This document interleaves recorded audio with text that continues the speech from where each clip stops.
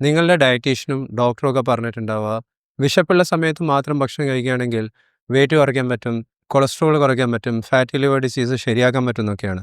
പക്ഷേ നിങ്ങൾക്ക് ഭക്ഷണം കഴിക്കാൻ സമയമായി എന്ന് തോന്നിക്കുന്ന മാറ്റങ്ങൾ, അത് ശരിക്കും വിശപ്പ് തന്നെയാണോ എന്ന് എങ്ങനെ മനസ്സിലാക്കാം? ഒരാൾ എനിക്ക് വിശക്കുന്നുണ്ടെന്ന് പറഞ്ഞു കഴിഞ്ഞാൽ അത് നമുക്ക് മെഷർ ചെയ്യാൻ സാധിക്കുമല്ലേ?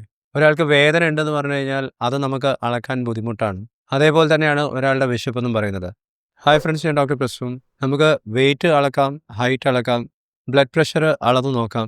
പക്ഷെ ഒരാളുടെ വിശപ്പ് എങ്ങനെ അളക്കാം എന്നുള്ളത് ഈ വീഡിയോ കണ്ടാൽ നിങ്ങൾക്ക് മനസ്സിലാക്കാം.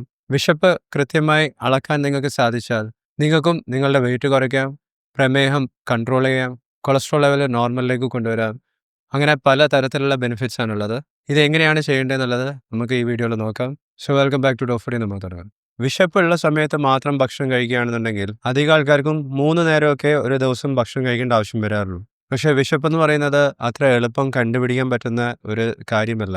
ചിലർക്ക് വിശപ്പില്ലാത്ത സമയത്തും വിശപ്പാണെന്ന് തോന്നുന്ന രീതിയിലുള്ള ചേഞ്ചസ് അവരുടെ ബോഡിയിൽ നടക്കും. ഈ ചേഞ്ചസ് എല്ലാം വിശപ്പിന്റെ ഭാഗമാണെന്ന് വിചാരിച്ച് അവർ ഭക്ഷണം കഴിക്കുകയും ചെയ്യും. ഇങ്ങനെ ഓരോ പ്രാവശ്യം ഭക്ഷണം കഴിക്കുന്നതിന്റെ എണ്ണം ഓരോ ദിവസം കൂടുന്നതിനനുസരിച്ച്, ഓരോ പ്രാവശ്യം ഭക്ഷണം കഴിക്കുന്നതിന്റെ അളവ് കൂടുന്നതിനനുസരിച്ചൊരു ഓവർ വെയ്റ്റ്, ഒബീസിറ്റി, പ്രമേഹം, ഇൻസുലിൻ റെസിസ്റ്റൻസ്, കൊളസ്ട്രോൾ കൂടുന്നത്, ഹൃദയ സംബന്ധമായിട്ടുള്ള രോഗങ്ങൾ, ഇങ്ങനത്തെ പലതരത്തിലുള്ള ജീവിതശൈലി രോഗങ്ങളുണ്ടാകും. കുറച്ച് സമയം ഭക്ഷണം കഴിക്കാതെ ഇരിക്കുന്ന സമയത്ത് നമ്മളുടെ ബോഡിയിൽ ഉണ്ടാകുന്ന മാറ്റങ്ങൾ, അത് ശരിക്കും വിശപ്പ് തന്നെയാണോ അതോ വിശപ്പല്ലാതെ മറ്റെന്തെങ്കിലും ആണോ എന്ന് കണ്ടുപിടിക്കാൻ നമുക്ക് ഓരോരുത്തർക്കും അത് കണ്ടുപിടിക്കാൻ സാധിക്കുമെങ്കിൽ നമുക്ക് വിശപ്പ് അഥവാ ഹങ്കറിനെ മാനേജ് ചെയ്യാൻ സാധിക്കും. ഏത് സമയമാണ് ഭക്ഷണം കഴിക്കേണ്ടത്, എത്ര കഴിക്കണം, ഇപ്പം കഴിക്കേണ്ട ആവശ്യമുണ്ടോ, ഇങ്ങനെ പലതരത്തിലുള്ള തീരുമാനങ്ങൾ എടുക്കാനും ഇത് നമ്മളെ ഹെൽപ്പ് ചെയ്യും. നമ്മളുടെ ബോഡിയിൽ ഉണ്ടാകുന്ന ചേഞ്ചസ്, അത് വയറിലുണ്ടാകുന്ന മാറ്റങ്ങളാവാം, ഭക്ഷണം കഴിക്കാനുള്ള തോന്നലാവാം. ഇങ്ങനത്തെ ചെറിയ ചെറിയ മാറ്റങ്ങൾ ശരിക്കുമുള്ള വിശപ്പ് തന്നെയാണോ എന്ന് മനസ്സിലാക്കാൻ സയൻറ്റിഫിക്കലി പല വഴികളുണ്ട്. പക്ഷേ അതിൽ ഏറ്റവും ഇഫക്റ്റീവ് ആയിട്ടുള്ള ഒരു മെത്തേഡിനെ കുറിച്ചാണ് എനിക്ക് ഈ വീഡിയോയിൽ പറയാനുള്ളത്. വിശപ്പെന്ന് പറയുന്നത് ഒരു സബ്ജക്റ്റീവ് ഫീലിംഗ് ആണ്. ഓരോരുത്തർക്കും വ്യത്യാസം ഉണ്ടാവും. നമുക്ക് കൃത്യമായിട്ടും മെഷർ ചെയ്യാൻ സാധിക്കില്ല. ഒരാളുടെ വെയിറ്റ് എന്ന് പറയുന്നത് സബ്ജക്റ്റീവ് അല്ല, ഒബ്ജക്റ്റീവ് ആണ്. നമുക്ക് മെഷർ ചെയ്യാൻ സാധിക്കും. വെയിങ് മെഷീനിൽ കയറി നിന്ന് കഴിഞ്ഞാൽ അവരുടെ വെയിറ്റ് നമുക്ക് മെഷർ ചെയ്യാം. അതുപോലെ തന്നെയാണ് ഹൈറ്റ്. പക്ഷേ ഒരാളുടെ വിശപ്പെന്ന് പറയുന്നത് വേദന പോലെ തന്നെയാണ്. നമുക്ക് മെഷർ ചെയ്യാൻ സാധിക്കില്ല. ഒരാൾ വിശപ്പുണ്ടെന്ന് പറയുകയാണെന്നുണ്ടെങ്കിൽ അവർക്ക് വിശപ്പുണ്ട്. പക്ഷെ അത് ശരിക്കുമുള്ള വിശപ്പാണോ അല്ലേ എന്ന് കണ്ടുപിടിക്കാനുള്ളതാണ് ചാലഞ്ചിങ് ആയിട്ടുള്ള പ്രശ്നം എന്ന് പറയുന്നത്. ഒരാൾക്ക് വിശപ്പെന്ന് തോന്നിക്കുന്ന ഫീലിംഗ് അത് പ്രോപ്പർ വിശപ്പ് തന്നെയാണോ എന്ന് കണ്ടുപിടിക്കുന്നതിന് മുമ്പേ ആദ്യം വിശപ്പ് എന്താണെന്നുള്ളത് നമ്മൾ മനസ്സിലാക്കേണ്ടതാണ്. ഭക്ഷണം കഴിക്കാൻ സമയമായി എന്ന് നമ്മളുടെ ബോഡി സൂചിപ്പിക്കുന്ന പല രീതികളാണ് വിശപ്പെന്ന് പറയുന്നത്. ഇതുവരെ നടത്തിയിട്ടുള്ള സയൻറ്റിഫിക് സ്റ്റഡീസിലൊക്കെ പറയുന്നത് ഹങ്കറിന് 2 സ്റ്റേജസ് ഉണ്ടെന്നാണ്. അതിൽ ആദ്യത്തെ സ്റ്റേജ് എന്ന് പറയുന്നത് വയറിൻ്റെ ഭാഗം, ഇതിനെ എപ്പിഗാസ്ട്രിയം എന്നാണ് പറയുന്നത്. ഇവിടെ ഉണ്ടാകുന്ന ഒരു ഹോളോ സെൻസേഷൻ, അതായത് ഒരു എംപ്റ്റി ആയി നിൽക്കുന്ന, ഒന്നും ഇല്ല എന്നുള്ള രീതിയിലുള്ള ഒരു തോന്നലാവാം. ഈ ഒരു സ്റ്റേജിൽ നമ്മളുടെ സ്റ്റൊമക്കിനോട് ചേർന്നിട്ടുള്ള സ്മോൾ ഇൻറ്റസ്റ്റൈൻ്റെ ഭാഗമായിട്ടുള്ള ഡ്യൂഡിനം, ഇവിടെയെല്ലാം പലതരത്തിലുള്ള ചേഞ്ചസ് ആണ് വരുന്നത്. കൺട്രാക്ഷൻസ് നടക്കുന്നുണ്ട്. ഭക്ഷണത്തിനെ പ്രതീക്ഷിക്കുന്ന സ്റ്റേജിൽ മൈഗ്രേറ്ററി മോട്ടോർ കോംപ്ലക്സസ് എന്ന് പറഞ്ഞ പല മാറ്റങ്ങൾ സ്റ്റൊമക്കിൽ നടക്കുന്നുണ്ട്. വിശപ്പിൻ്റെ രണ്ടാമത്തെ സ്റ്റേജിൻ്റെ പേര് ഇനാനിഷൻ എന്നാണ്. ഇവിടെ ചെറിയ രീതിയിലുള്ള തളർച്ച പോലെ ഉണ്ടാവാം, ലൈറ്റ് ഹെഡഡ്നെസ് ഉണ്ടാവാം, തലേൻ്റെ വെയിറ്റ് കുറയുന്നത് പോലെ തോന്നാം, ചെറിയ രീതിയിലുള്ള വീക്ക്നെസ് ഉണ്ടാവാം.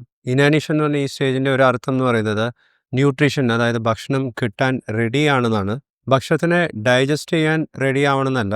ഈ 2 സ്റ്റേജസും എപ്പറ്റൈറ്റിൻ്റെ കൂടെയാണ് ഉണ്ടാകുന്നത്. എപ്പറ്റൈറ്റ് എന്ന് പറഞ്ഞാൽ ഭക്ഷണം കഴിക്കാനുള്ള ആഗ്രഹം, ഡിസയറാണ്. അതും വിശപ്പും തമ്മിൽ ചെറിയ ബന്ധമുണ്ട്, പക്ഷേ രണ്ടും സെയിം അല്ല. ഇതിനെക്കുറിച്ച് നിങ്ങൾക്ക് കൂടുതൽ മനസ്സിലാക്കാൻ താല്പര്യമുണ്ടെങ്കിൽ ഞാൻ ഇതിനു മുമ്പേ പബ്ലിഷ് ചെയ്തിട്ടുള്ള വീഡിയോൻ്റെ ലിങ്ക് കാർഡ്സിലും ലൈക്ക് ബട്ടണിന് താഴെയും കാണാം.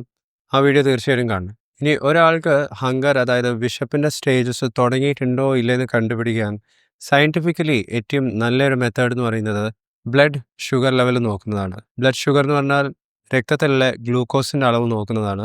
ഏതൊരാളും ഭക്ഷണം കഴിക്കുന്നതിൻ്റെ മുമ്പേ ബ്ലഡ് ഗ്ലൂക്കോസ് ലെവൽ നോക്കുകയാണെന്നുണ്ടെങ്കിൽ അത് സാധാരണത്തിലും കുറഞ്ഞ രീതിയിലാണ് കാണാറ്. ഇതിനെ പ്രീ മീൽ ബ്ലഡ് ഗ്ലൂക്കോസ് എന്നാണ് പറയാറ്.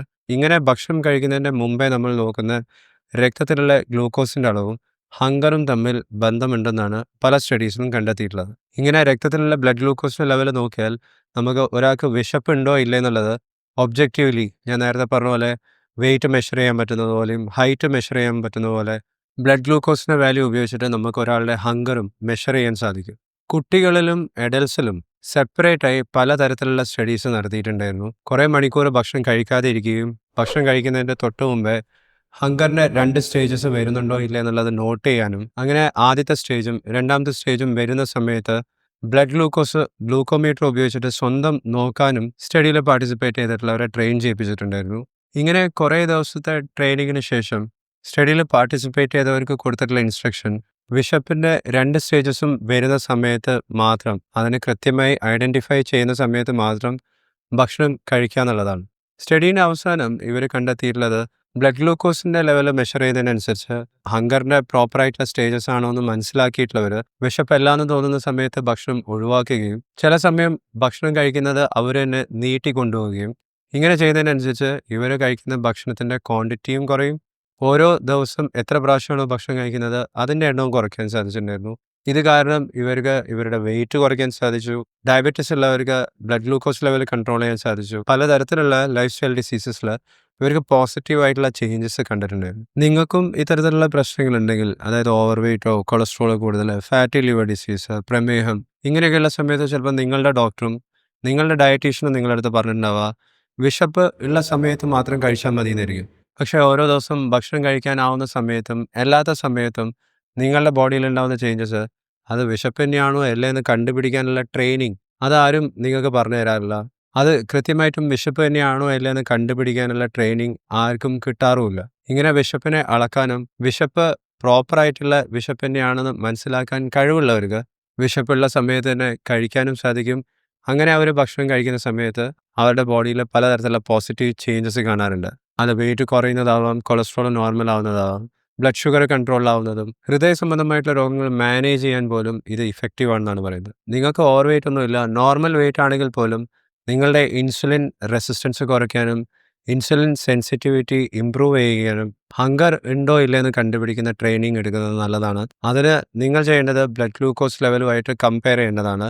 ഹങ്കറിൻ്റെ സ്റ്റേജസ് മനസ്സിലാക്കാനും അതിനെ നോട്ട് ചെയ്യാനും നിങ്ങൾ പഠിക്കണം. നിങ്ങൾക്ക് പ്രമേഹം ഇല്ലെങ്കിലും പ്രീ ഡയബറ്റിസ് ഇല്ലെങ്കിലും നിങ്ങളും ബ്ലഡ് ഗ്ലൂക്കോസ് ലെവൽ നോക്കാൻ പഠിക്കണം. നിങ്ങളിങ്ങനെ ഭക്ഷണം കഴിക്കുന്നതിന് മുമ്പേ ഉള്ള pre meal blood glucose level 1-2 ആഴ്ച നോക്കിയാൽ തന്നെ നിങ്ങൾക്കും ഉണ്ടാവുന്ന ബോഡിയിലുള്ള ചേഞ്ചസ് അത് പ്രോപ്പർ വിശപ്പാണോ ഇല്ലേ എന്ന് മനസ്സിലാക്കാൻ സാധിക്കും. അങ്ങനെ മനസ്സിലാക്കാൻ പറ്റിയാൽ നിങ്ങൾക്കും ഈ വീഡിയോയിൽ ഞാൻ പറഞ്ഞിട്ടുള്ള എല്ലാ ബെനിഫിറ്റ്സും കിട്ടുന്നതായിരിക്കും. ഇനി ഇതിൻ്റെ കൂടുതൽ ഡീറ്റെയിൽസ്, ഇതെങ്ങനെയാണ് പ്രോപ്പർലി ചെയ്യേണ്ടത്, എത്ര ബ്ലഡ് ഗ്ലൂക്കോസ് ലെവൽ എത്തുമ്പോഴാണ് ഇത് വിശപ്പാണോ ഇല്ലേ എന്നുള്ളത് മനസ്സിലാക്കേണ്ടത്, ഇതിൻ്റെ സ്റ്റെപ്പ് ബൈ സ്റ്റെപ്പ് ഇൻസ്ട്രക്ഷൻസ് നിങ്ങൾക്ക് പെർഫെക്റ്റ് വെയിറ്റ് ലോസ് എന്ന് പറഞ്ഞ പ്രോഗ്രാമിൽ കാണാവുന്നതാണ്. ഇതൊരു ഓൺലൈൻ പ്രോഗ്രാമാണ്. നിങ്ങൾക്ക് ഈ പ്രോഗ്രാമിൽ എൻറോൾ ചെയ്യാം.